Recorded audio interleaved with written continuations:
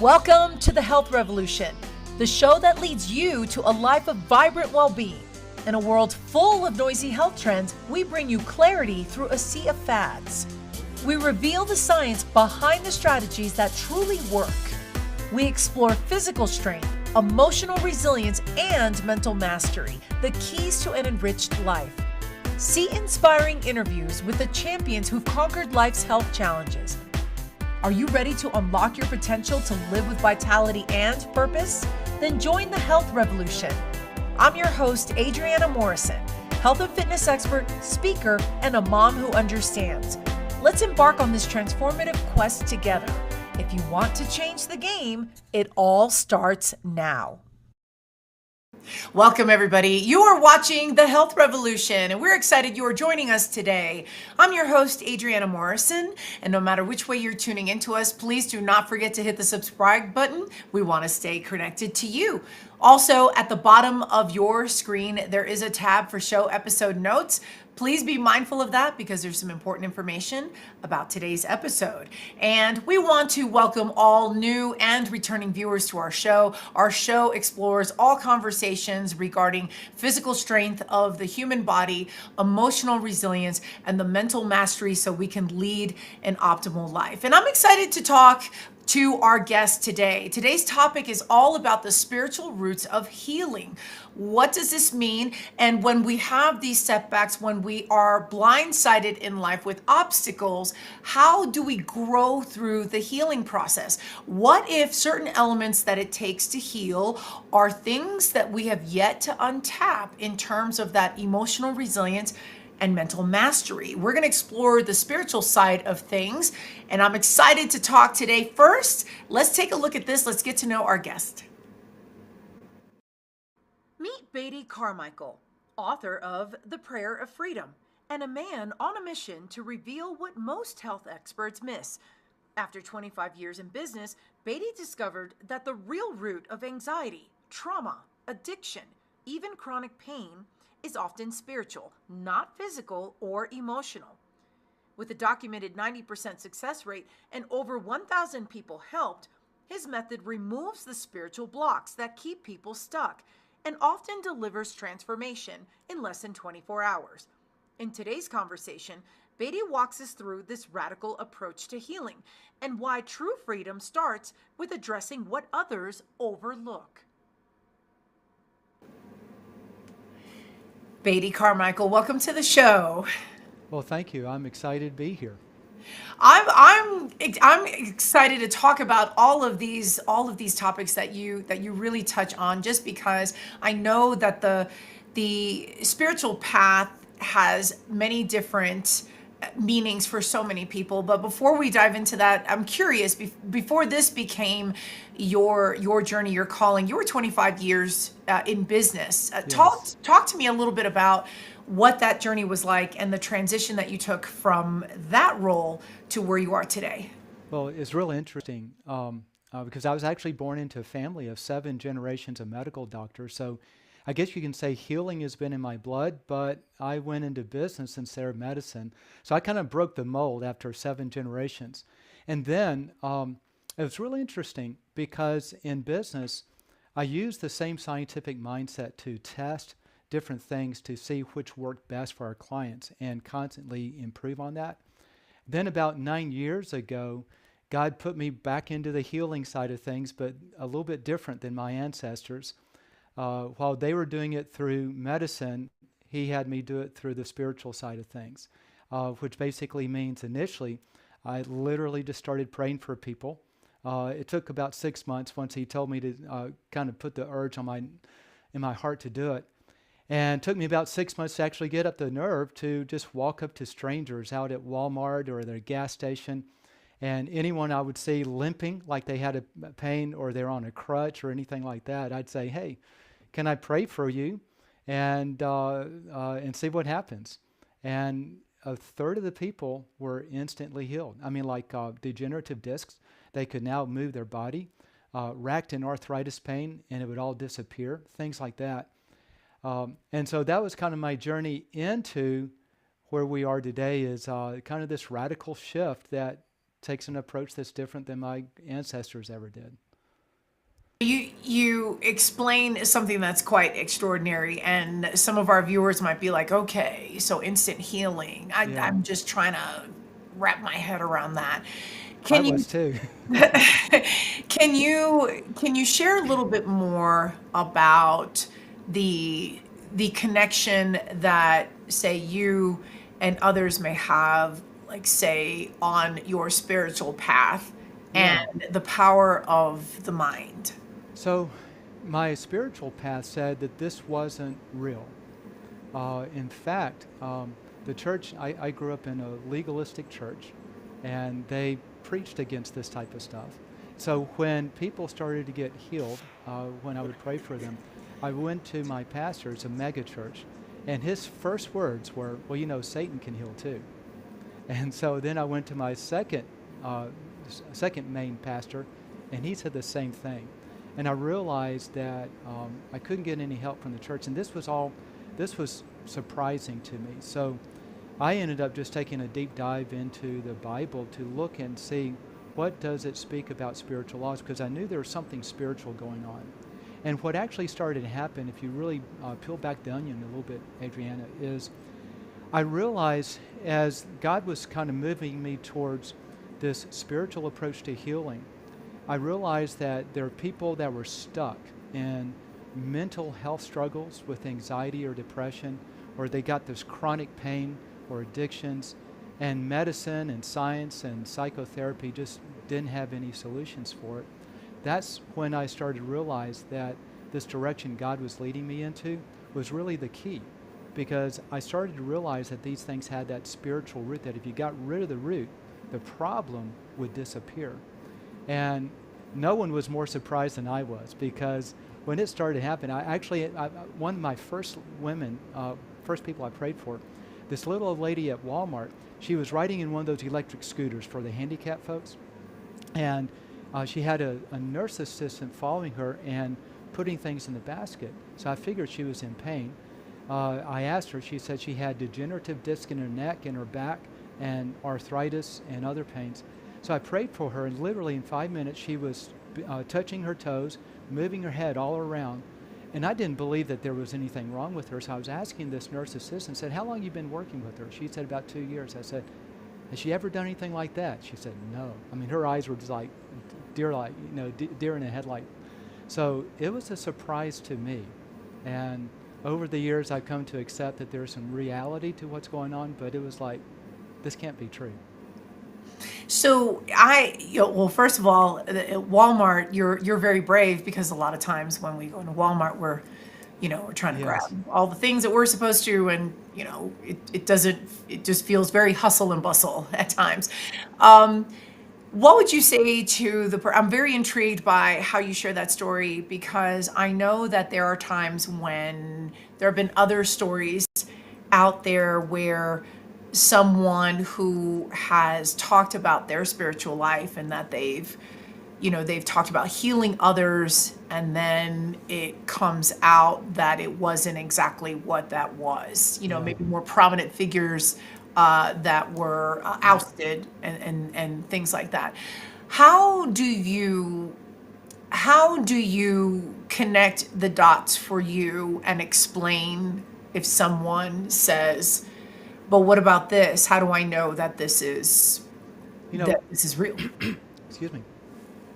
The I never had that problem with people at Walmart and other places. And I found Walmart. There's one Walmart that I would always go to because it was in the low end of the economic section of Birmingham, and so there are a lot of people hurting that just didn't have the ability to get much health care. And I never really had much challenge with that issue, because we've all seen, I'll call them the be healed in Jesus' name preachers on TV. But that never came up, because these people, like I remember, one person was just bent over with sciatica, and literally just like almost like a 90-degree angle with a cane. And I asked if I could pray for him. It looked like he was in pain, and he said yes. So I just prayed and asked God to take away his pain. And literally while I'm talking, he stands up straight. I mean, had never been straight in years. He gets on the phone with his girlfriend and says, hey, and he's walking away carrying his cane instead of using it.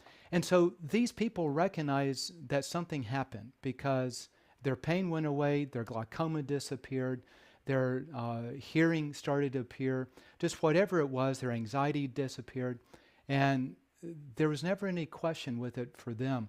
I did try to share with my pastors, hey, I've got this list of 200 people. I stopped counting after 200 of all these people I've seen God heal. And they looked at it and said, I don't believe any of it. So I've figured that the skeptics who don't want to believe it, that's okay, because the people who either want it in their lives or that had actually experienced it, they're the ones that really matter. I don't know if that makes sense. It does, I think, and there's always those out there that just kind of take everything into consideration. Yeah. And you might have somebody who says, yeah, well, what about somebody who has a serious medical condition where they absolutely are debilitated in one way or another, and then, how do you conceptualize So approaching? that makes sense. And in that context, I find that, so by the way, within a year, 90% of the people were being healed. So I had a really high success rate. That lasted for about 5 or 6 years, and then God took it away. Now if I pray for people, nothing happens. It's like I don't even bother praying for them. But he showed me a different way to do it, which is where my Prayer Freedom book came in. And it's a different approach where today I lead people into a process of prayer. And it's only, I don't want to say this only, but it's 90% successful in everything I've seen. But there are those things where people have really severe issues and it's not effective there. But for the run-of-the-mill type of stuff, anything from anxiety or depression, chronic pain, arthritis, addictions, glaucoma, whatever those type of things are, I'm seeing about 90% of the time treating it as a spiritual issue and getting rid of the spiritual root, I'm seeing those things disappear really, really consistently. How do you explain what the spiritual path is to someone, and how someone maybe gravitates towards a certain type of religion where there are certain elements Yeah. of the path that are part of how do you explain the two? How do you differentiate the two between a So spiritual path and religion and a yeah, religious? really, really cool. So this is spiritual, it's not religious. And what that means is religion is when we come up with a set of belief systems about something, and now it becomes our religion, is how we believe about it. But when it's spiritual, I've actually been able to identify these things as spiritual laws. Let me give you just a quick example. So I've got my pen, and if I were to let go of my pen, it drops into my palm. And every time I hold it up and let go of it, the same outcome occurs. And if you were to lift up your pen and do the same thing, it would drop. So now through empirical data, which is how we can observe the input versus the output, we can conclude that there is a law out there that we can't see, and that law we call gravity. I've been able to do the same thing in the spiritual realm. In the spiritual realm, I have found that if I lead people through this same process of how to pray about something in their lives, that the outcome 90% of the time is the same, which means it disappears. And it happens regardless of whether they're religious or not, whether they believe in it or not. Just like gravity, you don't have to believe in it, it's still going to work. So the best way I describe this is simply as a law. It's like a physical law, except it's in the spiritual realm. You don't have to believe it, you don't have to think it's going to work. In fact, I teach at a women's addiction recovery center. Nearly 90% of the women are getting free of all their mental health and addictions and things like that. And when they start going through the process that I put together in the book, they don't believe any of this is going to happen. And they are astounded because they come from backgrounds of lots of trauma, no religion, or maybe legalistic religion, so they shun it. They're very sensitive and very skeptical, and they're stunned. And so what that means is this isn't based on whether you believe it to be true or not. It's not based on how well, if you believe it in your mind, it's going to happen. It's simply the process of going through it, and the outcome happens regardless of your belief. It's cool. What was your first personal breakthrough that you had that led to you thinking, I need to continue to pursue this to see how I can just use this to help others, to improve myself, what was that first breakthrough for you? The very first breakthrough, and there are stages of breakthroughs, right? The first one, I watched a series of documentary videos. It was on Netflix at the time. And there was just some guy with a camera going around and videoing people that will go out in the public and just pray for folks for healing, and they were instantly healed. And now, I'm sure with video editing, they only show the ones that got healed, okay? But it seemed like everyone they prayed for were healed. And it astounded me because I was raised that no longer happens. So I think that was the first the breakthrough for me was it's possible. And once you realize it's possible, just like you in the fitness area, there was a time in America and around the world that no one believed someone could run a 4-minute mile. It was impossible. Your heart would explode. Then one person did it, and everyone realized they could. And I think that year over 100 people ran a 4-minute mile, and now it's a common thing. So the breakthrough for me was simply believing it's actually true, that it's possible. And then that opened the door for me to pursue it and say, what else is here that can work? And from there, there was one breakthrough after another that led me to systematizing this process where people are getting breakthroughs all the time. What internally did you notice about you after your breakthrough? I was scared to go pray for people. I'm an introvert. I don't walk up to people, and I had to. That's why it took me 6 months to finally get up the guts and the nerve to just walk up to someone and say, "Hey, looks like you're in pain. Can I pray for you?" And then once I started to do it, it became very easy and very commonplace and very rewarding, because almost every time I prayed for them, if it was something that they needed healing on, it was like God showed up and they got healed. And you stepped away from business to then pursue this. Was this during that transition? So I did this on the weekends with my business, and then after God took away I call it a gift of healing. I think is what the Bible would call it. But I went out and prayed for people, and 90% were being healed, and within 2 weeks, no one was getting healed. And I went, God, this was about 3 years ago. And I said, God, what happened? He said, well, I took away your gift of healing. I said, why? It was helping so many people, 600 or 700 by that time. And he said, because now I want you to learn to do it by authority. And that's when, and I understood based on some things he'd led me through in the past, that there were spiritual elements at play with the healing, and that what the prayer that I was doing is eliminating those. So I started to perfect that process of literally leading someone else into prayer, and they were getting healed. And then when God told me to write the book, I didn't want to. I actually had to ask him 3 times, because I'm running a business, writing a book, full focus, and abandon the business. And he told me 3 times, set my people free. So that's when I began to abandon the business, turn away from it, and put my focus here. And today I do very little with the business other than pay payroll, which happens today.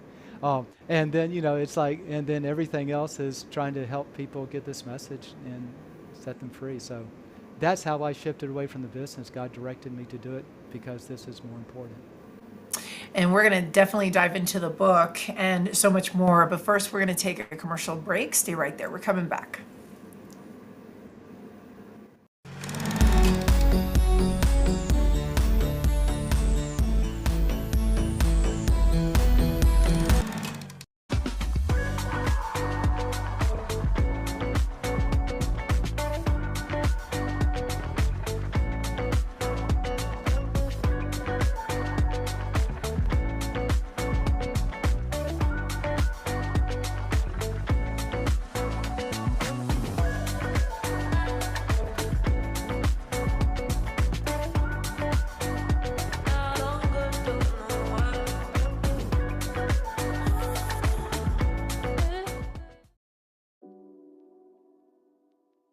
So in the calm bag, it has GABA, theanine, and taurine. So theanine, which is B1, which is also in our B complex, but it also helps with the stress response levels. It also helps with the neurological transmitters in our brain, combined with the GABA, and then you add taurine to it. Taurine is a non-essential amino acid in our body, but it's found in our heart, our brain, and our eyes. So in my personal opinion, it's very essential in our lives. But taurine has a calming effect as well. When I was battling all my AFib issues, I was taking high doses of taurine because that would help with my AFib. It helped with the palpitations I was having. And it also helped with the anxiety of having the palpitations because I knew what was going on, and so taurine helps a lot with that as well. So those three together create such a wonderful concoction that really calms people down.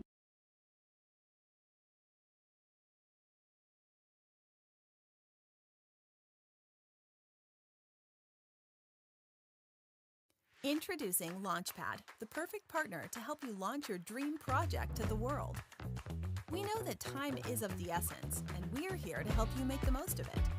With Launchpad, you'll get access to the most advanced digital tools and strategies to take your idea from a mere concept to a fully fledged success. Whether you're an aspiring entrepreneur or a seasoned pro, we have everything you need to make your mark in the world. Launchpad, your ultimate launch partner.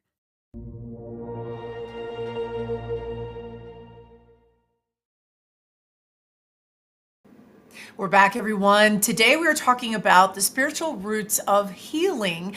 Our guest today is author Beatty Carmichael. We are diving into how prayer can impact healing and ultimately your growth.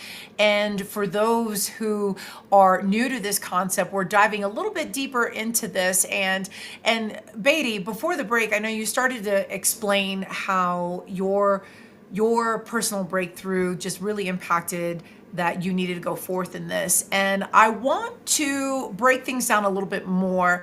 Can you define what is prayer and what is healing in how you conceptualize it? Real good. Prayer is anything. So we're a spiritual being in a physical body, and the spiritual side of us is where we recognize there's a creator out there, a higher power, a bright light, God, whatever we call him. And so prayer is anything we do when we're talking into that realm, okay? We speak it out loud, but it's actually pointed towards the spiritual side of things. So for me, prayer is talking to God, and healing. People ask this all the time because, especially coming from a medical world, healing, people say, well, show me a doctor's report. And I said, well, the person has no back pain and they've been living with it for 20 years. I don't know if he has a doctor's report. So what I just define as healing is all of the symptoms that you've been going through have completely ceased. If you're feeling, mental health, real easy.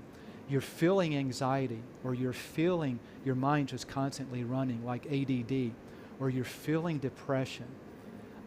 If it's a pain type of issue, you've got that pain in your back or in your knee. So healing is very clear. When that disappears, you go, it's gone.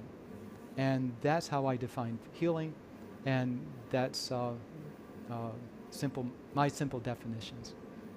Does prayer have to look a certain way, or are there certain elements to make it impactful?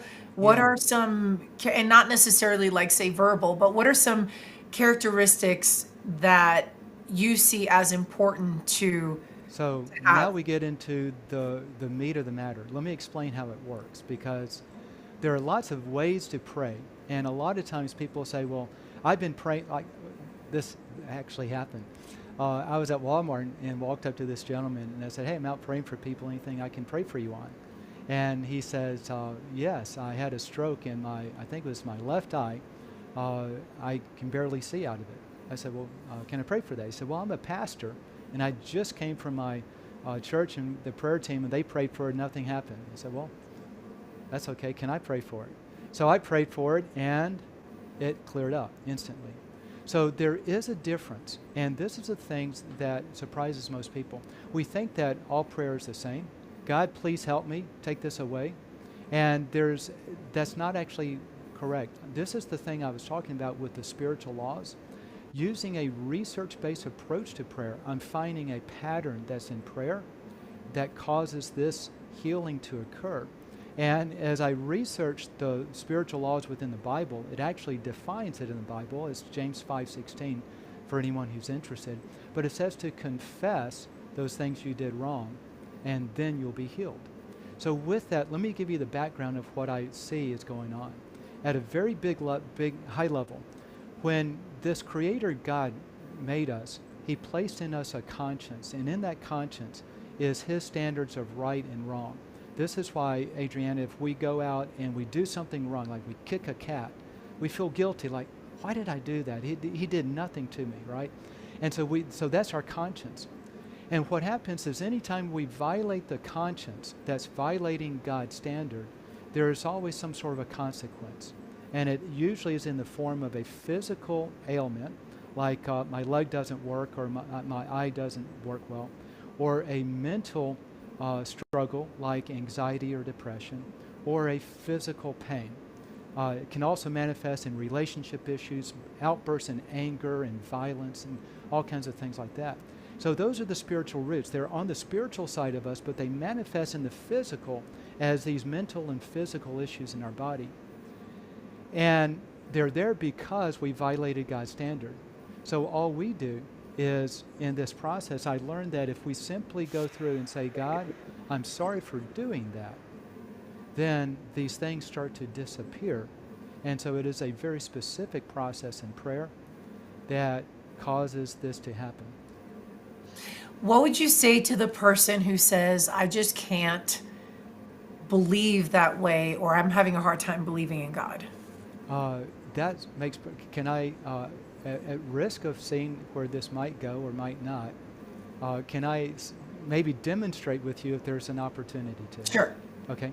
Do you have anything that you can measure that you want to get rid of? Like maybe you can't see out of your right eye, or you have this pain in your hip, or you have anxiety or depression, or anything that you can measure as an intensity level going on. Let's say eyesight. Okay. Now I'm actually asking for real for you. Yes. Okay. So let's say eyesight. Eyesight is I'm needing to wear glasses when I drive at night. Okay.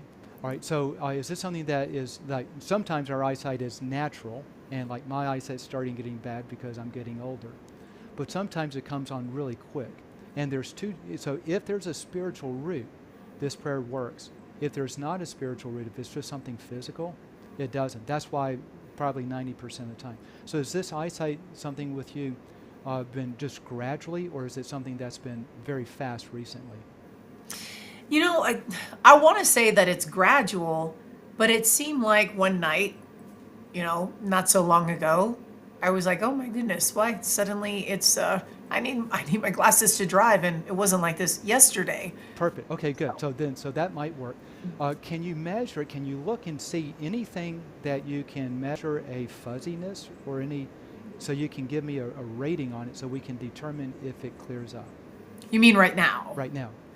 Let's see. Yes, the corner of a wall. Okay. It's with the shadow makes the edge of a board look fuzzy. Okay, great. So scale of 0 to 10, 10 being the worst fuzzy, 0 being perfectly clear. Give me a number on that. I would say a 5. 5. Okay, great. So now for everyone listening, I want you to do the same thing. If there's anything, this is how you prove, this is how I get rid of skeptics, okay? Because it happens this way. So if there's anything that you're dealing with that you want to get rid of, then measure it right now, 0 to 10. And what I'm going to do, there's a simple 3-step process. The first, we're going to ask God, is there a spiritual root to it?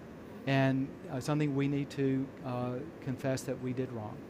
Then anything that comes to mind, we're going to confess that we did it wrong and own up to it. Just like with a little child discipline, we put them in timeout until they say, Daddy, I'm sorry, I was wrong. Okay, come on out of timeout. And then we're going to command it to leave. So with that, I'm going to lead you in a prayer. And do you have the ability to mute your microphone in just a moment. I just want to make sure before we go too far on this. Yes. Okay, good. You have the Okay, ability. because we're going to mute it in just a moment. So just follow after me, and we're just going to keep this very generic prayer, not religious, okay? So just repeat after me. Dear God, Dear God, I want the fuzziness in my eyesight to disappear. I want the fuzziness in my eyesight to disappear. If there's a spiritual root in it, If there's a spiritual root in it, bring to my mind any, and I'm going to use the Bible term, any sin I've committed, bring to my mind any sin I have committed, or any person I need to forgive or any person I need to forgive. that's at the root of this issue. That's at the root of this issue. Okay? Now let me just define sin is not like, oh my gosh, I'm really ashamed of it. Sin is just anything that we violate our conscience, God's standard. Okay? All right, so now, is anything coming to your mind? Anything you did or any person that needs forgiveness that just popped in your mind anywhere? I cut somebody off in Okay. I'm only saying, I mean, there may not be, but if there is, I cut somebody off in traffic in a hurry and Okay. so About that same time when your eyesight went bad? Or after? I don't know, Okay. honestly. Okay, cool. Well, no worries. That may be it. So we're just going to experiment with this. So now, this is where, in just a moment, I'll have you mute your mic in case there's anything else that God brings to your mind. But the simple word is going to be, I repent of blank. I repent of cutting that guy off. And if it's anyone that you need to forgive, it's going to say, I forgive blank. Now, forgiveness, it doesn't matter if you have the emotion to forgive. A lot of times people have deep childhood trauma from something. Simply say the words. This is where it's a law, not a religion, okay? It's not about your emotions. So it's simply, I repent of doing blank, I forgive blank for blank, okay? So mute your mic, speak out loud whatever comes to your mind, and then come back on. And for the audience, do the same thing.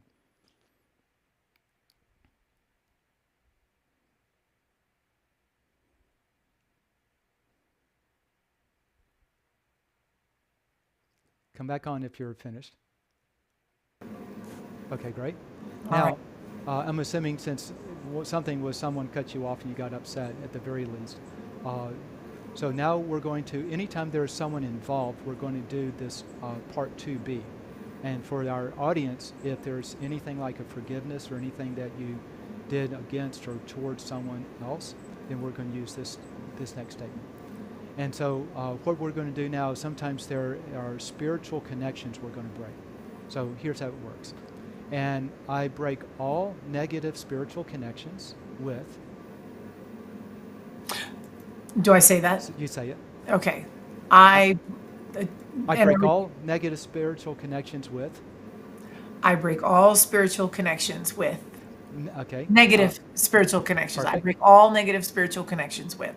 And I release all judgments against And I release all judgments against those people I named or pictured in my mind.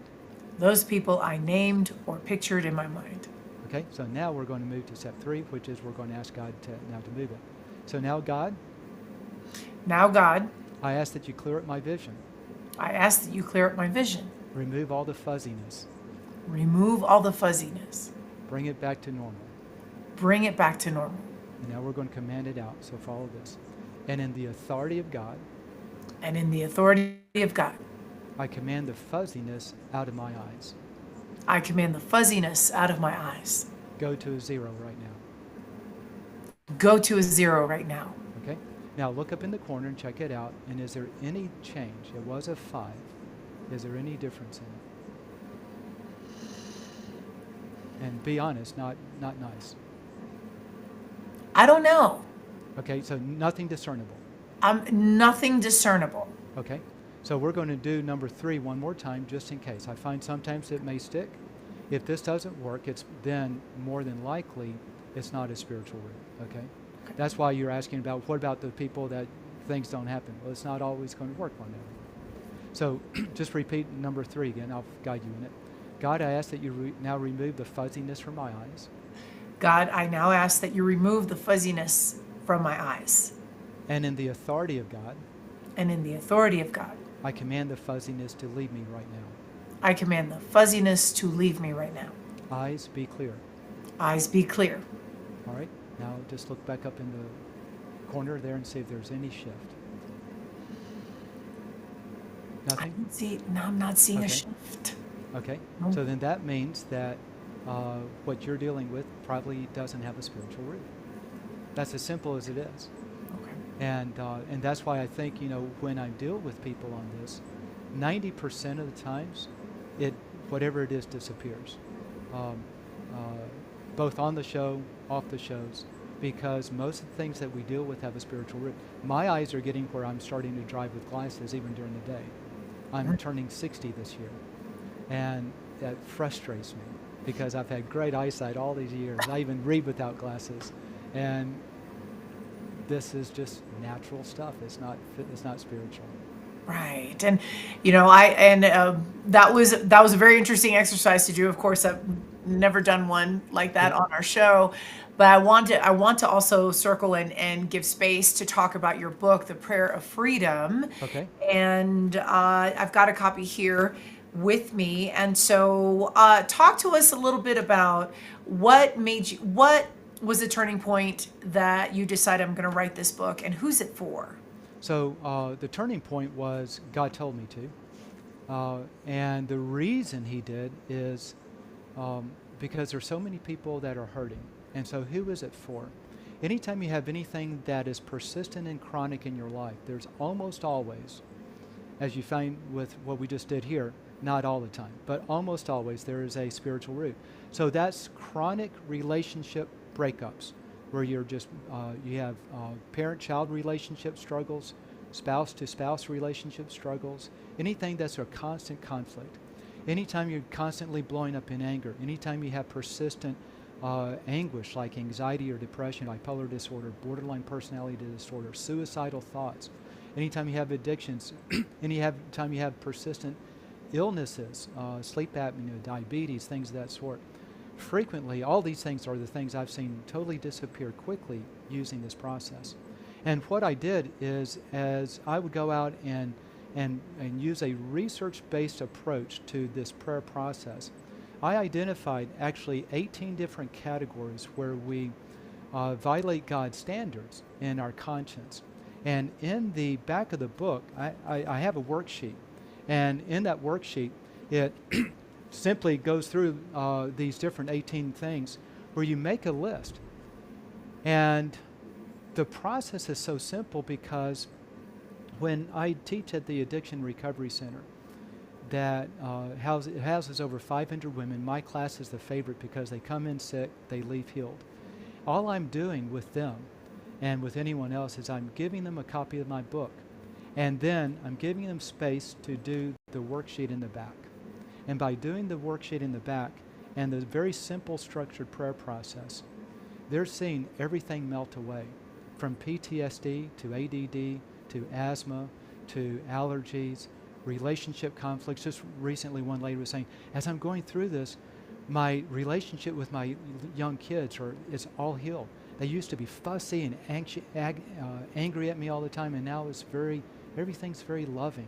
I mean, so many things. So the things that this is for those people who are hurting, that want freedom from whatever it is. And the prayer of freedom, I'm finding, has a really high success rate in bringing that. That's why I wrote it. That's why I've abandoned my business to go on the road, so to speak, and get this message out, because it's changing lives, setting people free. We've got a lot more to cover. I want to talk more about the book. First, we've got to take a commercial break. Stay right there. We're coming right back.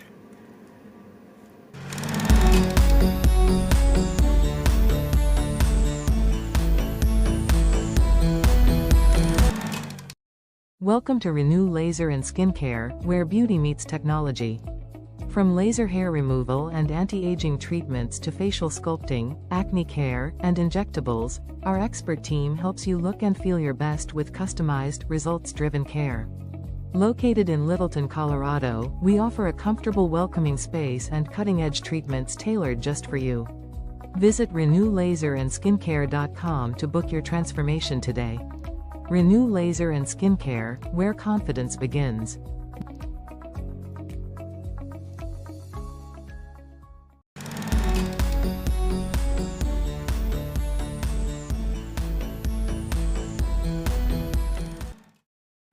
Welcome back to Fit Bites. With summer temperatures soaring and many parts of the United States hitting over 100 degrees, staying hydrated has never been more important. Our bodies rely on water for so many functions, especially in the heat. Dehydration can lead to fatigue, dizziness, and even heat stroke. When it's this hot, we lose more water through sweat, so it's crucial to drink plenty of fluids throughout the day. Aim for at least 8 glasses of water daily, and even more if you're active or spending time outdoors. Keep a reusable water bottle with you and take sips frequently. Add a slice of lemon or cucumber for a refreshing twist. Remember, drinks like coffee and alcohol can dehydrate you, so balance them with extra water. Eating water-rich foods like watermelon, cucumbers, and strawberries can also help keep you hydrated. Listen to your body. If you're feeling thirsty, that is a sign you need more water. Stay cool, stay hydrated, and protect your health during these hot summer days. Keep your body functioning at its best, making hydration a priority. Stay tuned for more Fit Bites with Adriana.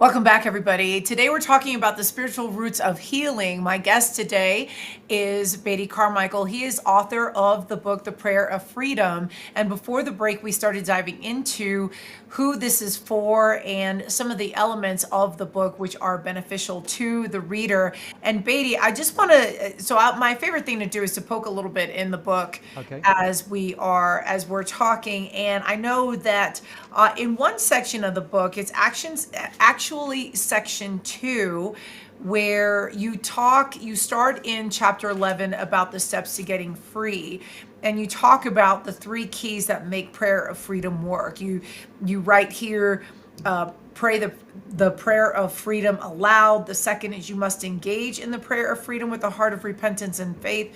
And then third, you say, quote, you must repent of the specific sins that give you the spirits of discipline a legal right to you. Can you, for those who maybe don't have a deep spiritual connection or spiritual practice, how do you put this into place for those who are newer to embracing prayer? Yeah. So those who are new to embracing prayer, is we have to realize that there are things in the spiritual realm that are true and real, and they impact us. A lot of people, I call it alternative healing, they recognize it through observation as energy sources within our bodies or within our spirit somewhere. And we're talking about the same things. So for those who kind of new to all of this, it's okay to be new. Most of us have probably prayed something, Lord, help me out of this, when we get too desperate. But we really didn't know what to do, so we just pleaded. And what this is doing is and that mentioned the getting rid of the legal rights of what I call spirits of discipline. And here's what I'm finding. Now, this is my opinion of how this works, okay? Not that it works, but how it works. It's almost as if when we violate God's standard, there are things that happen in our life that create uncomfort in our life or torment, that God wants us to simply say, I'm sorry for breaking your standard. The same thing that we do with our children. Like when my daughter was little, she'd be all fussy. I'd say, if you don't calm down, I'm putting you in timeout. I'm going to take away your phone. And she wouldn't calm down, so she goes in timeout. I take away her phone.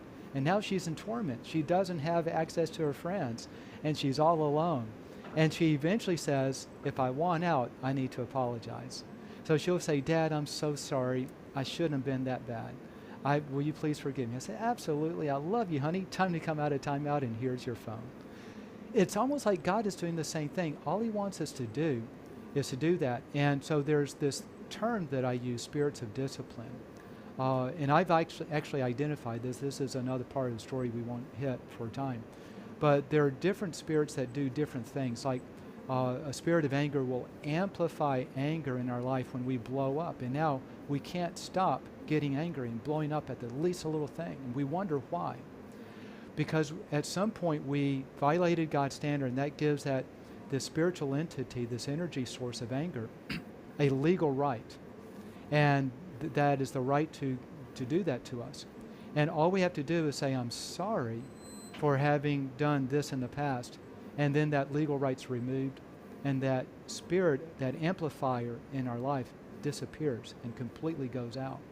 That's what those 3 steps we're talking about. And the worksheet that I do in the back actually makes it easy to identify those things that we have done that violate God's standard. A lot of times we don't even realize that we violated His standard. But there's those 18 categories. And so it makes it real easy if you can paint by numbers, you can do this process without having to understand the inner workings of it. Just actually go through the process of it, and it happens all along. Does it matter the religious background? No, that's the cool part. Yeah, you can be atheist, and this will work. You can be atheist and Believe it or read not. and read the book. Okay, what's some interesting feedback that you've gotten since the book has been published? Like one of my friends, I met him. He just started visiting our church. I didn't know this about him, but he'd had terrible trauma going through life. He was suffering with ADHD. He was on 70 milligrams of Vyvanse for ADHD, which is like the max you can do. His depression medication was at 40 milligrams, which the maximum is 20. His hands were shaking. He's gone through this, and everything's gone. He's off all of his meds. His hands no longer shake. His marriage that had been on the rocks for 12 years, they've been having the most beautiful months they've ever had because all the friction is gone. And so I'm seeing stories like that as people go through this.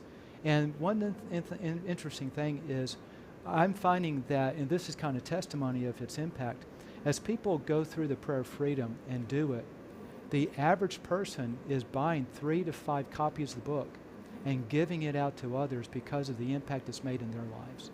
And a lot of times that impact is in just relationships between their spouse or with their children or with their partner. But frequently it's also with just their mental struggles, like my friend Roger, or chronic pain.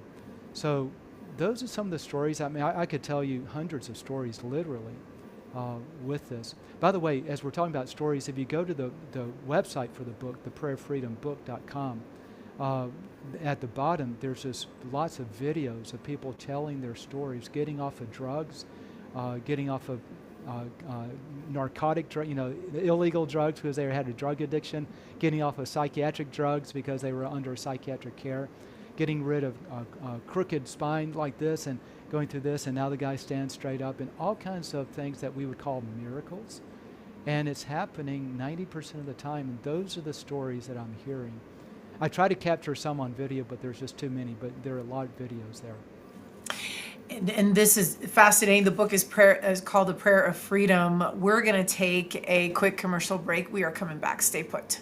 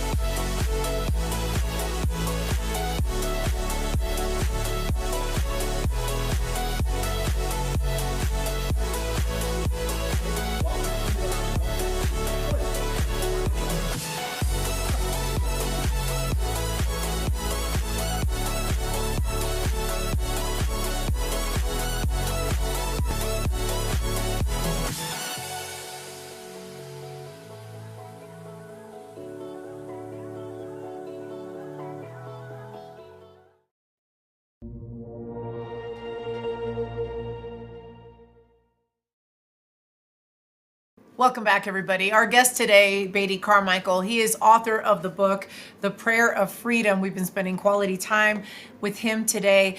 Beatty, where can we find you in the virtual space? You can find me at my website, BeattyCarmichael.com. You can also find me on YouTube, Beatty Carmichael Teaching. I'm on TikTok. I think it's Beatty Carmichael, the numeral 1. And you can find me through my website, the book website, theprayerfreedombook.com, which you'll see actually right above my head too as well. Now, viewers can order the book on your website, right? Right. So you can actually you order it anywhere you want because it's in all the major booksellers. But if you type in the Prayer of Freedom, those words are so often used that you'll often miss my book. But if you go to theprayerfreedombook.com, it's just a real simple link straight to it. There's some videos about it, some free stuff, and it's kind of like a good hub to start at. And what do you have going on for the remainder of 2025? What are some things that you have coming up? Yeah, so one of the things I'm doing is we're just about to start, and you'll find this on YouTube and on TikTok once it starts, but I'm going to start doing some live coaching on the Prayer of Freedom. A lot of times people will go through and they still have some remaining issues and they want some help with it. And I've helped a lot of people get through that. So I'll be doing some live coaching. We'll set at the times, and it'll all be listed on my website, BeattyCarmichael.com, and on YouTube and TikTok. So welcome to join in. Welcome to watch those things. Ask questions. I can help diagnose things that if you miss something within the book, and just kind of be a resource person on that. And one final question I would like to ask you. What kind of legacy do you want to leave in this world?